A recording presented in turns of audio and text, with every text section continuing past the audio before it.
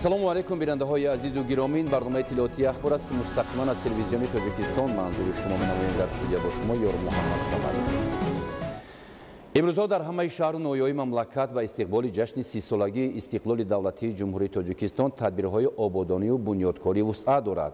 در همین زمینه و با مقصد شناسایی با رفت کارهای آبادانی، آغاز کارهای ساختمانی در یک قطار انشاءات نو و ملاقات با ساکنان و فعالان، امروز اساسگذاری صلح و وحدت ملی پیشوای ملت پرزیدنت جمهوری تاجیکستان محترم امامعلی رحمان به ناحیه نورآباد تشریف آوردند. گزارش خبرنگاران ما.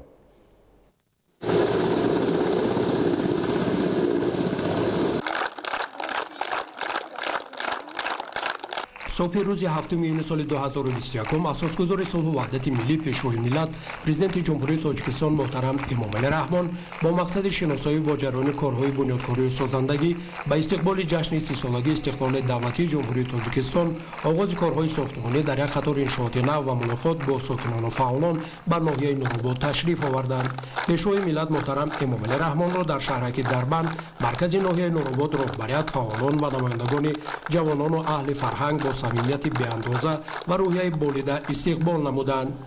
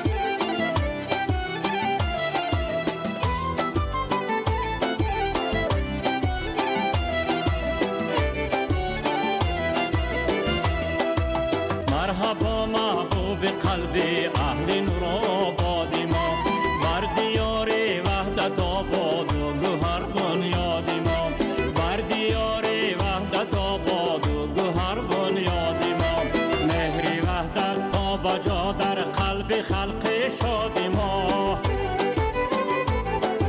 مهر وحدت پا بجا در قلب خلق شاد ما، نام تو سر لوح اندر دفتر ایجاد ما، نام تو سر لوح اندر دفتر ایجاد ما.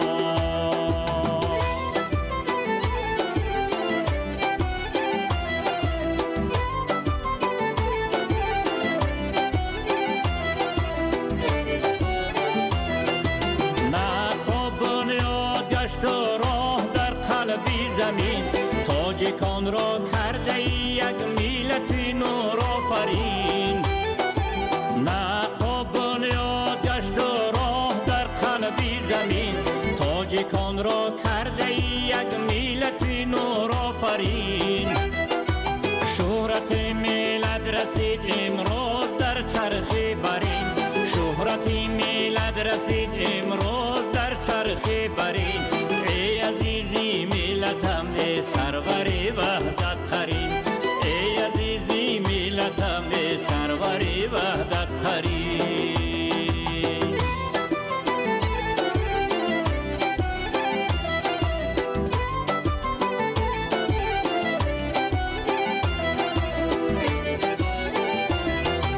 مرحبا مقتدای تاجیکی روی جهان، تاجیکستانی عزیزم را توی زور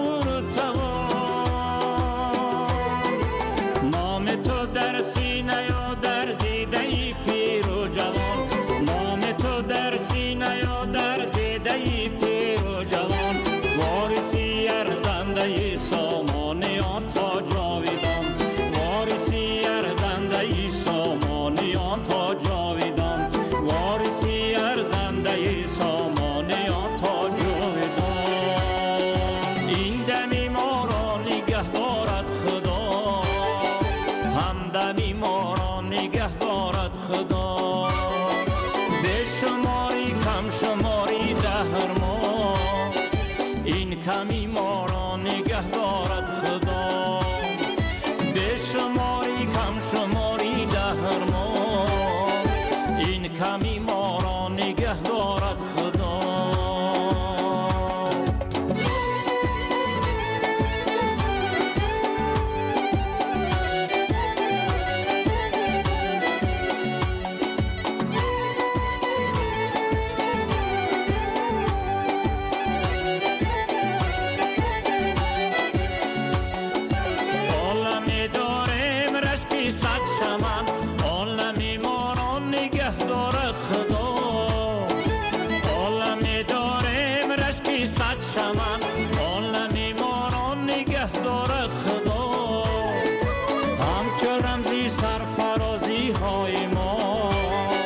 پرچمی ما را نگه دارد خدا، همچو رمزی سرفرازی های ما.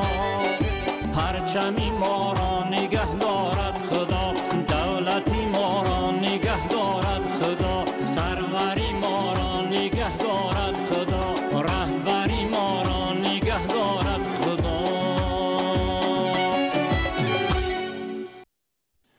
ҳукумати ҷумҳурии тоҷикистон ҳанӯз аз оғози солҳои соҳибистиқлолӣ бо мақсади ҳалли мушкилоти роҳу коммуникатсия барнома ва тадбирҳои заруриро амалӣ менамуд. ин аст ки баромадан аз бумбасти коммуникатсионӣ яке аз ҳадафҳои стратегӣ эълон гардида то имрӯз бо амалисозии тарҳҳои гуногун ва ҷалби маблағҳои буҷетӣ ва шарикони рушд роҳҳои сатҳи байналмилалию ҷумҳуриявӣ ба стандартҳои байналмилалӣ мутобиқ гардонида шуда тоҷикистон ба як кишвари воҳид табдил ёфт. имрӯз бо иштироки асосгузори сулҳу ваҳдати миллӣ пешвои миллат президенти ҷумҳурии тоҷикистон муҳтарам эмомалӣ раҳмон дар ноҳияи нуробод лоиҳаи бунёди роҳи мошингарди роғун оби гарм нуробод муаррифӣ карда шуд.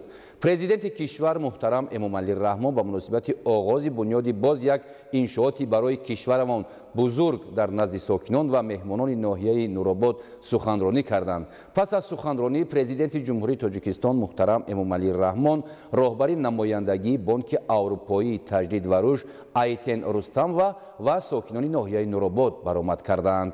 гузориши хабарнигорони мо.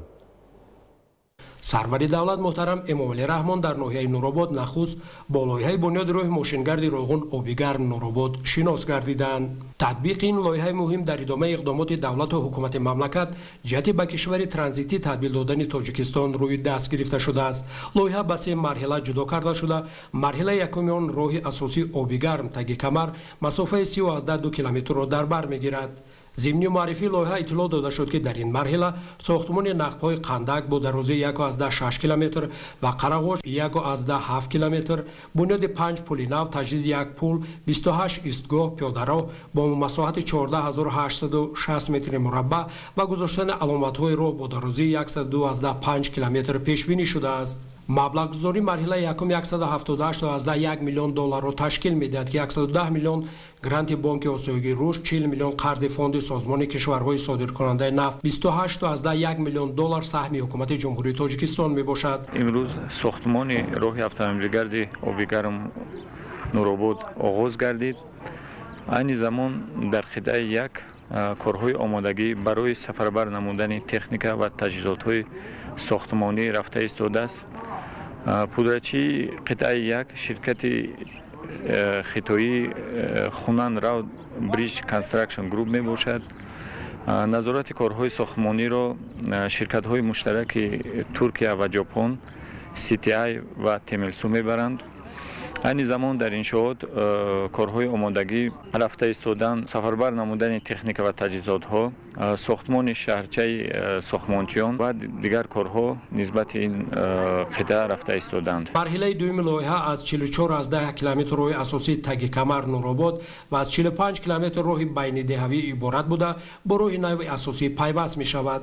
дар доираи ин марҳила низ сохтмони нақби таги камар бо дарозаи 2,6 километр, 6 пули нав, таъмир ва таҷдид 1 пули мавҷуда, 1 пули минтақавӣ, 54 истгоҳ пиёдароҳ бо масоҳати 27312 метри мураббаъ ва нишонагузории 172 километрро дар назар дошта шудааст.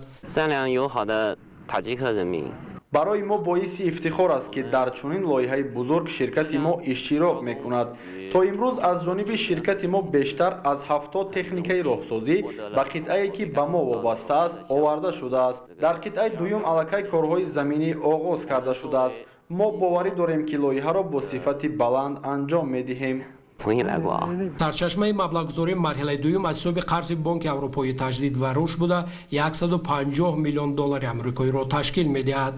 дар давраи истиқлолият бевосита бо дастгирии пешвои муаззими миллат президенти ҷумҳурии тоҷикистон муҳтарам эмомалӣ раҳмон бисёр лоиҳаҳои роҳсозӣ барои аз бумбасти коммуникатсиони баровардани ҷумҳурии тоҷикистон ба иҷро шуда истодааст.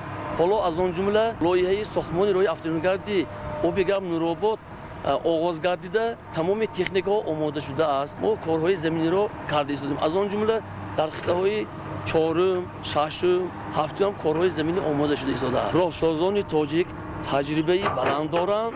мо ин роҳро бо дар муҳлатҳои пешбинишуда бо сифати баланд месупорем. инчунин дар доираи лоиҳаи имрӯз оғоз шуда 70 километр роҳҳои ноҳияҳои зикргарда низ бунёдо аз навсозӣ карда мешавад. марҳилаи сеюми лоиҳаи мазкур сохтмони пули бузург буда бо дарозии наздики 760 метр бунёд карда мешавад. маблағгузории пули бузург аз ҷониби бонки осиёгии сармоягузории инфрасохторӣ амалӣ мегардад ки ҳаҷми он $50 миллион амрико мебошад. зимни муаррифии лоиҳа ба президенти кишвар муҳтарам эмомалӣ раҳмон иттилоъ дода шуд ки барои тайёр кардани лоиҳаи муфассал ва асоснокунии техникии иқтисодии пули мазкур созишнома байни вазорати молия ва бонки осиёгии сармоягузории инфрасохторӣ ба маблағи $3.2 миллион ҳамчун кӯмаки техникӣ ба имзо расонда шудааст. бисёр хушҳолам ки корхонаи мо бо корхонаи воҳиди давлатии лоиҳакашии инфрасохторҳои нақлиётӣ дар ин лоиҳа саҳм мегузорад. мо бо ҳамтоини тоҷики худ кӯшиш мекунем ки корҳои роҳсозиро бо сифати баланд ба анҷом расонем. то ин дам ширкатҳои паймонкор ҷалб шуданд ва корҳо бо суръат амалӣ гардида истодааст. тадқиқотҳо аллакай дар баъзе қитъаҳои роҳ ба роҳ монда шудааст ва техникаву мошиналоти зарурии роҳсозӣ барои анҷоми босифати корҳо сафарбар гардидаанд. дар маҷмӯъ дар доираи амалӣ кардани лоиҳа $3.4 миллиард сомонӣ сарф карда мешавад. ҳамчунин тамоми васоити техникии роҳсозӣ ки иборат аз мошиналоти пешрафта мебошанд ба маҳалли сохтмони асосӣ дастрас гардидааст. сарвари давлат муҳтарам эмомалӣ раҳмон пас аз шиносиёи пурра бо ҷараёни татбиқи лоиҳа дар ҳамин ҷо бо бардоштани парда аз болои санги рамзӣ ба корҳои сохтмонӣ роҳи мошингарди роғун обигар нуробод расман оғоз бахшиданд. президенти кишвар муҳтарам эмомалӣ раҳмон ба муносибати оғози бунёди боз як иншоот барои кишварамон бузург дар назди сокинон ва меҳмонони ноҳияи нуробод суханронӣ карданд. сарвари давлат нахуст кули сокинони водии рашт, вилояти мухтори кӯҳистони бадахшон ва ҳамаи ҳозиринро ба муносибати оғози корҳои сохтмонӣ дар ин роҳ ки боз як иқдоми нек дар раванди бунёдкорию созандагӣ ба ифтихори 30-солагии истиқлоли давлатии ҷумҳурии тоҷикистон ба шумор меравад табрик карданд. таъкид гардид ки ҳадафи давлату ҳукумати ҷумҳурии тоҷикистон аз бунёди инфрасохтори нақлиётӣ дар минтақаи рашт аз он иборат аст ки рушди соҳаҳои мухталифи ноҳияҳои водӣ ва вилояти мухтори кӯҳистони бадахшонро аз тариқи роҳи алтернативӣ таъмин ва дар ин замина даҳҳо ҳазор ҷойи кории нав таъсис ва сатҳу сифати зиндагии мардум боз ҳам баланд бардошта шавад. президенти кишвар муҳтарам эмомалӣ раҳмон дар идомаи суханронӣ таъкид доштанд ки бунёди роҳи мошингари ваҳдат роғун нуробод рашт лахш бо дастгири шарикони руш ҳанӯз соли 2005 оғоз гарда дар доираи лоиҳаҳои сармоягузорӣ беш аз 310 километр роҳҳои дорои аҳамияти байналмилалию ҷумҳуриявӣ ва 138 километр роҳҳои маҳаллӣ ба маблағи умумӣ $1.9 миллиард сомонӣ сохта ба истифода дода шудааст. дар даврони истиқлол аз ҷониби пешвои муаззами миллат муҳтарам эмомалӣ раҳмон дар доираи амалӣ кардани сиёсати коммуникатсионӣ ба бунёд ва таҷдиди роҳҳоу пулҳо дар водии рашт таваҷҷӯҳи ҷиддӣ равона карда шуд. яке аз лоиҳаҳои стратегии ҳаётан муҳим барои тоҷикистон сохтмон ва навсозии шоҳроҳи душанбе рашт лахш саритош мебошад, зеро он барои диверсификатсияи шароёнҳои нақлиётӣ ва умуман аз бомбаси коммуникатсионӣ берун кардани кишвари мо нақши муассир гузошт. мардуми минтақаҳои кӯҳистонии водии рашт хуб дар ёд доранд ки қабл аз сохтмони чин роҳҳои мунфарш ва васеъ бо чӣ азоб ва азияте ба маркази шаҳри душанбе сафар мекарданд ва чӣ мушкилотро мутаҳаммил мешуданд. хушбахтона баъд аз сохтмони роҳҳо имрӯз мардум бо осонӣ ва бо суҳулат метавонанд дар вақти хеле кам аз қабл ба маркази ноҳия бираванд, ба маркази ноҳияҳои якдигар бираванд و مشکلات خود را حل کنند. این من فکر میکنم که از دستاوردهای خیلی خوب دوران استقلال دولتی جمهوری تاجیکستان است. راه انسانها را به هم نزدیک میکند، وحدت را در بین مردم منطقه‌های جمهوری تاجیکستان به وجود میآورد. ساختمان نوسازی این شاهراه در دوره 3 مرحله اساسی عملی کرده شد. تطبیق مرحله یکم این لایحه که نوسازی قطعه وحدت آبیگر سال 2005 آغاز یافته بود. در این مرحله در طی 3 سال 75 کیلومتر شاهراه و 77 کیلومتر راههای محلی با مبلغ‌های قرضی امتیازناک بانک آسیایی رشد، خزینه کشورهای صادرکننده نفت و سهم حکومت تاجیکستان نوسازی شد. مرحله دوم کار سال 2007 آغاز یافته تا سال 2011 در دوره آن 73 کیلومتر شاهراه و 56 کیلومتر راههای محلی در ناحیه‌های نورآباد، رشت و تاجیک‌آباد نوسازی شده. در موضع بلندکوی قرمک ناحیه لخش در مسافه 8.6 کیلومتر راه نو تا سرحد قرقیزستان ساخته شد. من شهید محمد شریف ساکن ناحیه نورآباد همچون راننده اویدی راههای автомобилгард амиро гуфтани ҳастам ки пеш вақт мо то маркази шаҳри душанбе қариб то 10 соат роҳ мерафтем. айни замон бошад 2-3 соат роҳро тай карда аллакай дар маркази шаҳри душанбе мешавем. тамоми мардуми ноҳияи нуробод шукронаи сулҳу ваҳдатро мекунанд. айни замон сохтмон аз мавзеи оби гарм то ноҳияи нуробод аллакай корҳои сохтмонӣ оғоз гардида истодаанд. تطبیق مرحله سیوم و لایحه کارهای علاوگی مرحله دوم با خرج 101.5 میلیون دلار آمریکایی سال 2007 آغاز یافت. در دوره آن 114 کیلومتر شاهراه و 45 کیلومتر راههای محلی نوسازی کرده شد. من خضردین صابرجان اعظمویچ ساکنی دهه گردنگه جماعت خاندان ناحیه نورآباد میباشم. عین حال ما به طرف ناحیه‌های لخش سفر داریم. شکرانه از آن میکنیم که ما با چنین راههای تخت و هموار رفته ایستاده‌ایم. پیش از همه میانه‌داری خود را به جناب عالی میرسانیم که به ما رانندگان چنین راههای تحت هموار ساخته ایستاده است. یعنی حال اینا با تشبث جناب عالی انا راه نوی دوشنبه آبیگر و نورآباد به استفاده داده می شود. در چارچوب تطبیق لایحه نوسازی راه دوشنبه نورآباد رشت لخش سریتوش با خرج 490 میلیون سومانی 265 کیلومتر شاهراه، 137 کیلومتر راههای محلی و 20 پل موجوده نوسازی شده، 19 پل نو ساخته شد. نظری دالجان اعظمویچ ساکن ناحیه رشت از شهر دوشنبه به ناحیه رشت اول می اومدیم 6 ساعت 7 ساعت می اومدیم، حضورش ده 3 ساعت جایش میاد 2.5 ساعت. خیلی بهتر شده است راهو. من شیرعلی اسلام ساکن ناحیه تاجیک‌آباد. من خوشبختانه این سحر به شهر دوشنبه سفر کردم. این حال با از دوشنبه به خانه میگردم. شکرانه میکنیم که چنین دولتی تنج آسوده داریم. شکرانه از پیشوای معظم ملت میکنیم که چنین راهو برای ما ساخته به استفاده دار. یک مثال کوتاه میارم که چون که دوره دانشجوییم در همین راه در 5 روز به شهر دوشنبه میرسیدم. انا امروز خوشبختانه سحر خانه برآمدم با بگاه در خانه میرسم. من عظیم دلرجان استقامت کننده ناحیه رشت. من خودم شخصا تاکسی ام دوشنبه و غرم. روزش در 2 بار 3 بار میریم میبینیم طرفی دوشنبه رشت. یگان مشکلی نیست، همه آبادی همه زیبایی. باعث تذکر است که در دوره لایحه راه دوشنبه نورآباد رشت لخش 2 پل بزرگ نیز مورد استفاده قرار داده شد. 27 اکتبر سال 2008 با حضور پرزیدنت کشور محترم امامعلی رحمان، سفیر چین در تاجیکستان و نماینده دائمی بانک آسیای رشد در تاجیکستان در موضع لنگر شاه ناحیه تاجیک‌آباد پل عظیم درازیش 210 متر و پهنایش 10 متر مورد بهره برداری قرار داده شد. اقتدار باربرداری این پل بزرگ 80 تن را تشکیل داده با صرف 18 میلیون سومانی بنیاد یافته است. سرور دولت محترم امامعلی رحمان ضمن ملاقات با بیناکاران و اهالی ناحیه تاجیک‌آباد برای در مهلت مقرر شده و با صفت بلند انجام دادن ساختمان این پل بزرگ اظهار سپاس نمود و پیشنهاد کرد که پل وحدت نامیده شود. خود همان روز پرزیدنت کشور محترم امامعلی رحمان در جماعت دهات هیچبارک ناحیه رشت یک پل نو 226 متره را که این دهات را با شاهراه می‌پیوندد مورد بهره برداری قرار داد. اقتدار باربرداری این پل 30 تانه بوده با خرج 10 میلیون و 400 هزار سومانی بنیاد یافته است. با همین مبلغ همچنین 14 کیلومتر راههای محلی نیز نوسازی شدند. باید تذکر داد که درازی راه دوشنبه رشت لشت سریتوش 350 کیلومتر بوده.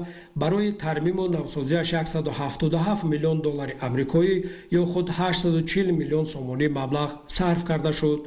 راه و پل‌ها همچون شاهرگ اساسی هر یک کشور عامل مهمترین رشد اقتصادی و اجتماعی محسوب یافته، توسط آنها روابط داخلی و بین المللی گسترش می‌یابند. مشکلات رفت و آمد، داد و گرفت و حمل و نقل آزاد مال و محصولات آسان می‌گردد. اینچنین آنها برای پیوند و گسترش فرهنگ و مدنیت خلق و ملت‌های گوناگون خدمت بی‌نظیر را به انجام می‌رسانند.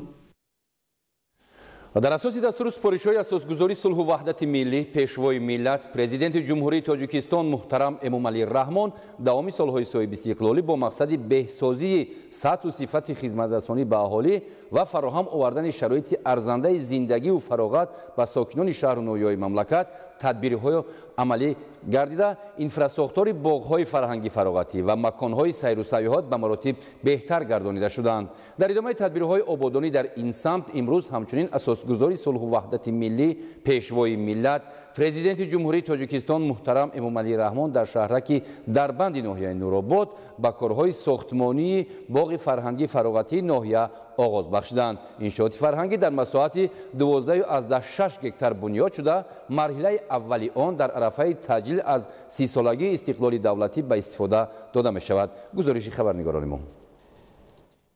هفتم ایون اساسگذار صلح و وحدت ملی پیشوای ملت پرزیدنت جمهوری تاجیکستان محترم امامعلی رحمان در شهرک دربند ناحیه نورآباد با کارهای ساختمانی باغ فرهنگی فراغتی ناحیه آغاز رسمی بخشیدند.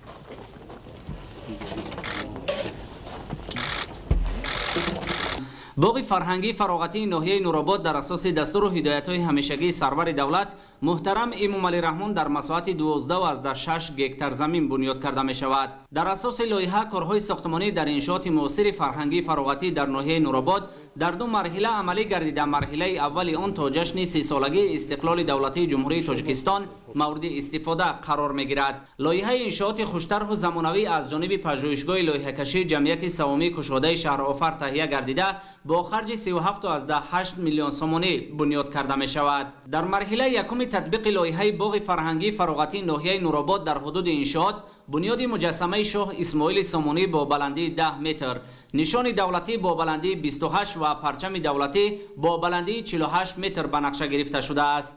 همچنین در مرحله یکم کارها ساختمان 12 فواره، حوض آبگیری، گذراندن خطهای مهندسی آب نوشاکی، کاریزی، انتقال برق به استفاده داده می شود و یک قطار تدبیرهای دیگر سازندگی نیز عملی می گردد. اثنای شناسایی پیشوای ملت محترم امامعلی رحمان با لایحه انشاءات بنیاد شونده در حدود باغ فرهنگی فراغتی ناحیه نورآباد اطلاع داده شد که برای بنیاد پرچم و نشان دولتی مصالح ضروری ساختمانی در بازه ماده تکنیکی جمعیت دارای مسئولیت محدود رمز وحدت الکه پر دسترس گردیده با مقصد آماده نمودن مجسمه شاه اسماعیل سامانی هیکل‌تراشان و متخصصان ورزیده جلب شدند. بنیاد با استفاده دادن پرچم و نشان دولتی و مجسمه نخستین اساسگذار دولت تاجیکان در مرکز ناحیه نورآباد در راه تربیت جوانان و نورسان در روحیه وطن دوستی و خویشتن‌شناسی و بیدار ساختن افتخار ملی در ضمیر آنها تکانی تازه می‌بخشد. فرمایشگر انشاءات خوش‌طرح و زمانوی در ناحیه نورآباد مؤسسه دولتی مدیریت منطقه زیر آب شونده نیروگاه برق آبی راغون بوده کارهای پیمانکاری را جمعیت دارای مسئولیت محدود رمز وحدت به عهده دارد. باغ فرهنگی فراغتی ناحیه نورآباد در اساس دستور هدایت‌ها به واسطه اساسگذاری صلح و وحدت ملی پیشروی ملت پرزیدنت جمهوری تاجیکستان محترم امامعلی رحمان با استقبال جشن 30 سالگی استقلال دولتی ساخته می شود. مؤسسه دولتی مدیریت منطقه زیر آب شونده نیروگاه برقی آبی راغون به حیث فرمایشگر قبول گردیده است و ما کارمندان کوشش می نماییم که تمام کارهای ساختمانی را به صفت بلند و در مهلت معین گردیده به انجام رسانیم. بنیاد باغ فرهنگی فراغتی در دو مرحله عملی می گردد. با استفاده دادن مرحله اول انشاءات فرهنگی فراغتی در جشن 30 سالگی استقلالیت دولتی یک تحفه ارزشمند برای ساکنان و مهمانان ноҳияи нуробод мебошад. дар марҳилаи дуюми корҳои сохтмонӣ баробари фароҳамсозии дигар инфраструктураҳо бунёди майдончаҳои варзишӣ низ ба нақша гирифта шудааст, ки барои ҷалби сокинон ба солимгардонӣ ва обу тоби бадан мусоидати ҷиддӣ хоҳад кард. дар боғ барои истироҳату фароғати сокинону меҳмонон тамоми шароити зарурӣ фароҳам мегардад. با مقصد ریایه تکنولوژی اجرای کارهای بتونی و دسترس نمودن تمغه ضروری بتون استحصال شونده در رفت کارهای ساختمانی، باغ فرهنگی فراغتی ناحیه نورآباد زواد خرد استحصال بتون با اقتدار 250 متر مکعب در یک شبانه روز پوره به کار درآورده شده است. برای جوابگو بودن به طلبات معیارها و قاعده‌های عمل کننده ساختمانی، مؤسسه دولتی مدیریت منطقه زیر آب شونده نیروگاه برق آبی راغم با آزمایشگاه خدمات نظارت دولتی در ساحه ساختمانی، کمیته معماری و ساختمان نزد حکومت جمهوری تاجیکستان شرطنامه دخلدار به امضا رسانیده مسائل ساختمانی ضروری تنها بعد از به دست آوردن خلاصه مثبت برای استفاده در بنیاد انشاءات اجازه داده می شود. در جریان کارهای پیمانکاری و وصلگری 3 نفر متخصصان محلی با جای کار و معاش خوب فرا گرفته شده زیاده از 10 عدد تکنیکی مخصوص پر اقتدار به کارهای ساختمانی جلب گردیده است. ما ساختمانچیان جمعیت دارای محصولیت محدود رمز وحدت در باغ فرهنگی فراغتی ناحیه نورآباد کارهای پیمانکاری را به ذمه داریم. در اساس هدایت‌های سرور دولت محترم امامعلی رحمان کوشش می‌نماییم که کارهای ساختمانی را با صفت بلند و در مهلت معین شده به انجام رسانیم. شکرانه فضای صلح آرامی کشورمان را میکنیم که برای ما شهروندان تمام شرایط و فعالیت کاری را در وطن خودمان فراهم آورده است. برای اجرای کارهای ساختمانی تمام شرایط مهیا است. سرور دولت محترم امامعلی رحمان ضمن صحبت با ساختمانچیان و مسئولان لایحه جهت استفاده پوره از امکانات و شرایط موجوده برای با سطح و صفت بلند و در مهلت معین گردیده به استفاده دادن این انشاءات مهم برای ساکنان و مهمانان ناحیه نورآباد دستور و هدایت‌های مشخص دادند. در ناحیه نورآباد به استقبال جشن 30 سالگی استقلالیت دولتی جمهوری تاجیکستان بنیاد به استفاده دادن نزدیک 250 انشاءات در ساحه‌های گوناگون به نقشه گرفته شده است که علاقه قسم بیشتر آنها مورد بهره برداری قرار گرفته‌اند. با استفاده داده شدن مرحله اول لایحه باغ فرهنگی فراغتی در شهرک دربند باز یک تحفه ارزشمند دولت و حکومت مملکت در روزهای تجلیل از این جشن بزرگ ملی و سالهای رشد دهات، سیاحی و هنرهای مردمی برای ساکنان و مهمانان ناحیه نورآباد خواهد بود. در دایره سفر کاری به ناحیه نورآباد اساسگذاری صلح و وحدت ملی پیشوای ملت پرزیدنت جمهوری تاجیکستان محترم امامعلی رحمان با راهبران و فعالان ناحیه‌های وادی رشت ملاقات صمیمی و سودمند دایر کردند. حکومت جمهوری تاجیکستان دوام سالهای صاحب استقلالی برای آبادانی ناحیه‌های وادی رشت مخصوصا ناحیه نورآباد تمام امکانیت‌ها را سفربر کرده این روند را تا امروز ادامه داده ایستاده است. در نتیجه چنین دستگیری و غمخوری‌ها سیمای ناحیه‌های وادی حالا به کلی دیگرگون شده است. گزارش خبرنگاران ما.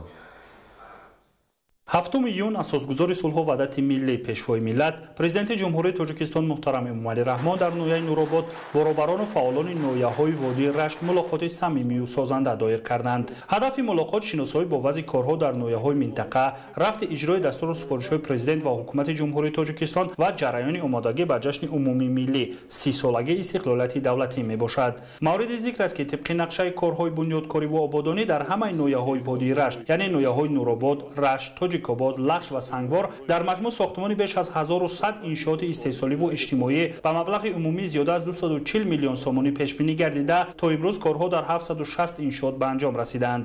ин нишондиҳандаҳо 69% нақшаро ташкил медиҳад. сарвари давлат муҳтарам эмомалӣ раҳмон бо дар назардошти он ки то ҷашн муҳлати тамоман кам мондааст роҳбарони мақомоти иҷроияи ҳокимияти давлатии ноҳияҳои минтақаро вазифадор ва соҳибкорону аҳолии ноҳияро ҳидоят намуданд ки ҷиҳати иҷрои пурраи нақшаи тасдиқшуда тадбирҳои иловагӣ андешанд. ҳукумати мамлакат таи даврони соҳибистиқлолӣ барои ободонии ноҳияҳои водии рашт тамоми имкониятҳоро сафарбар карда ин равандро то имрӯз идома дода истодааст. дар натиҷаи чунин дастгирӣ ва ғамхориҳо симои ноҳияҳои водӣ ҳоло ба кулли дигаргун шудааст. عموما در دوران صاحب استقلال کشور از همه سرچشمه‌های مبلغ‌گذاری برای رشد اجتماعی و اقتصادی نویاهای منطقه بیش از 57 میلیارد سومانی از جمله به نویای نورآباد 2 میلیارد سومانی، رشت 1.4 میلیارد سومانی، سنگوار 914 میلیون سومانی، لخش 624 میلیون سومانی و تاجیک‌آباد 528 میلیون سومانی روانه شده است. همچنین در این دوره در نویاهای منطقه مذکور بیش از 70 لایحه سرمایه‌گذاری دولتی تطبیق گردیده در دایره آنها بیش از 500 میلیون سومانی مبلغ از خود کرده شده است. حالا در حدود این نویاها تطبیق باز 21 لایحه دیگر ادامه داشته در دایره آنها تا امروز 184 میلیون سومانی از خود گردیده است. با مقصد تامین نمودن ترقیات نویاهای وادی رشت و حل مسائل و مشکلات اجتماعی و اقتصادی در دایره برنامه‌های رشد نویاهای مذکور صدها لایحه با مبلغ عمومی بیش از 200 میلیون سومانی عملی شده ایستاده است. رهبران مقامات اجرایی حکومت دولتی نویاهای منطقه رشت وظیفه‌دار شدند که یکجا با وزارت و اداره‌های داخلدار اینچنین در همکاری سرمایه‌گذاران وطنی و خارجی تطبیق صفتناک و سریع برنامه‌ها و لایحه‌های پیش‌بینی شده را تامین نمایند. پرزیدنت مملکت محترم امامعلی رحمان تاکید نمودند که گرچند منطقه رشت دارای امکانات‌های فراخ کارکرد محصولات کشاورزی میباشد، ولی در نویاهایان همگی 5 کارخانه صنعت خوراکواری فعالیت می‌نماید که به طلبات جوابگو نیست. بنابراین رهبران و مسئولین نویاهای منطقه از سرور دولت سپارش گرفتند که یکجا با وزارت صنعت و تکنولوژی نو و با جلب صاحبکاران و سرمایه‌گذاران وطنی و خارجی جهت تأسیس کارگاه و کارخانه‌های استحصالی در اساس تکنولوژی معاصر فعال گردانیدن اقتدارهای موجوده و برای ماندن استحصال محصولات صنعتی تدبیرهای مشخص و جدی اندیشند. همچنین رهبران مقامات اجرایی حکومت دولتی نویاها وظیفه‌دار شدند که در سمت بلند برداشتن حاصلناکی زراعت‌ها، استفاده تخمی‌های خوش‌صفت، بهسازی حالت ملی‌رتیوی زمین‌ها، افزایش دادن استحصال کارتوشکا، زیاد نمودن میدان باغ‌ها، علل خصوص باغ‌های اینتنسیوی، بنیاد انفراستراکچور نگهداری، بسته‌بند و صادرات میوه و سبزیجات و به همین وسیله مهیا کردن جای‌های نوی کاری اعتبار اولین درجه دهند.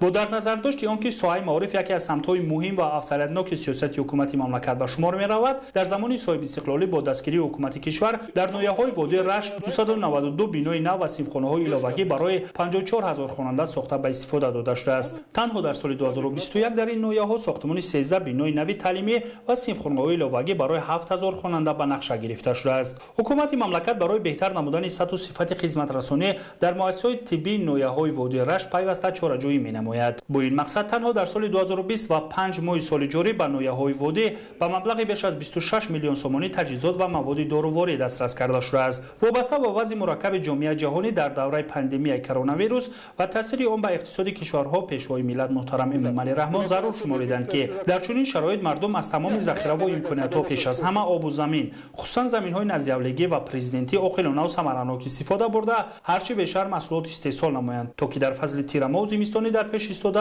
تنقیصی و اذیت نکشند. پرزیدنت مملکت محترم امامعلی رحمان رهبران و مسئولین و فعالان را وظیفه‌دار کردند که مردم را به کارهای آبادانی و هر یک خانه و کارخانه، محل زیست، کوچه و خیابان و شهرک و دهات اینچنین صرفه و سرشته‌کاری هدایت و سفربر نمایند. در آخر سرور دولت محترم امامعلی رحمان با اطمینان ابراز داشتند که مردم وطن دوست و سازنده و بنیادکار نویاهای وادی رشت برای باز هم آباد و زیبا گرداندن دیار خود، سرزمین اجدادی و تکمیل پایه‌های دولت صاحب استقلال خویش و استقبال سزاوار جشن بزرگ ملی 30 سالگی استقلالیت دولتی سعی و تلاش بیشتر خواهند کرد. پس از سخنرانی سرور دولت محترم امامعلی رحمان، رئیسان نویاهای نورآباد، رشت، تاجیک‌آباد، لخش و سنگوار عاید به نشاندهنده‌های اجتماعی و اقتصادی رفت آمادگی‌ها به تجلیل جشن 30 سالگی استقلالیت دولتی جمهوری تاجیکستان وضع ساحه کشاورزی و جریان کشت و کار حسابات دادند. رهبر دولت توجه مسئولین را به مسئله وسیع نمودن میدان کشت، خصوصا زیاد نمودن کشت کارتوشکا، راه‌اندازی اصول‌های نوی باغ‌پروری، تأسیس کارگاه و کارخانه‌های خرد و میانه، تشکیل سیخ‌های دوزندگی و تأسیس جای‌های نوی کاری جلب کردند. و مسئولین دستور دادند که کارها را در سمت اجرای نقشه چهاربینی بخشیده به 30 سالگی استقلالیت دولتی جمهوری تاجیکستان جانب نموده ساختمان انشاءات پیش بینی گردیده را سریع وقت و با صفت بلند انجام دهند. همچنین پیشوای معظم ملت عاید به رشد دیگر بخش‌های خواجگی خلق وادی به مسئولین دستور و سپارش‌های قطعی دادند. امروز رئیس مجلس ملی مجلس عالی جمهوری تاجیکستان رئیس شهر دوشنبه محترم رستم امامعلی با رئیس شهر کابل محمد داوود سلطانزوی ملاقات نمود. رئیس شهر دوشنبه راهبریت شهر کابل را به پایتخت تاجیکستان خیر مقدم گفتند. تاکید شد که به شرافت اراده سیاسی سران هر دو کشور برادر پرزیدنت جمهوری تاجیکستان محترم امامعلی رحمان و پرزیدنت جمهوری اسلامی افغانستان محمد اشرف غنی همکاری‌های گوناگون جنبه میان هر دو کشور رشد و گسترش می‌یابند. ضمن ملاقات جانب‌ها از روند وسعت‌یابنده مناسبت‌های دوستی و همکاری‌های سودمند میان تاجیکستان و افغانستان اظهار قناعتمندی نمودند.